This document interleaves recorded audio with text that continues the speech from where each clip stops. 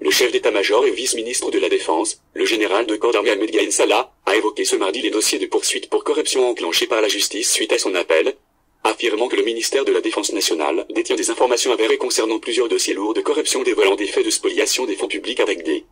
chiffres et des montants faramineux.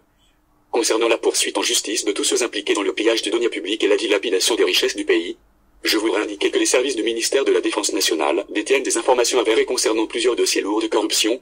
dont je me suis enquis personnellement, dévoilant des faits de spoliation des fonds publics avec des chiffres et des montants faramineux, a affirmé Gaïn Salah, dans un discours prononcé en 5e région militaire, ce mardi.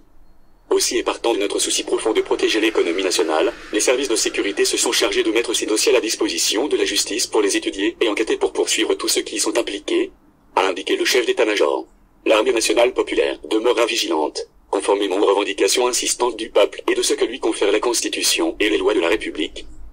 Assumant sa responsabilité face à l'histoire, a-t-il affirmé en outre, selon un communiqué du MDN. Ahmed Gaïn Salah a également répondu aux critiques formulées dénonçant une instrumentalisation de la justice par le pouvoir et une opération sélective.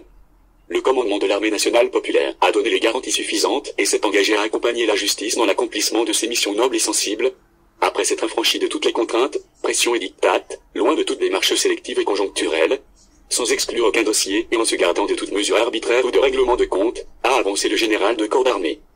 Nous insistons également sur la nécessité d'éviter tout retard dans le traitement de ce dossier, sous le prétexte de révision des procédures légales, laquelle requiert beaucoup de temps, ce qui donne la possibilité à certains à échapper à la justice, a affirmé Gaïn Salah.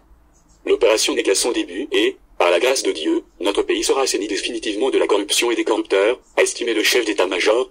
considérant qu'au sein de l'armée nationale populaire, nous n'avons jamais toléré la corruption. Nous étions même les précurseurs dans ce domaine, en présentant de hauts cadres militaires pas devant la justice militaire, à savoir les anciens commandants des NR, 2 et 4 ORM et de la gendarmerie nationale, et l'ancien directeur des services financiers, dont l'implication dans des affaires de corruption a été confirmée par des preuves tangibles,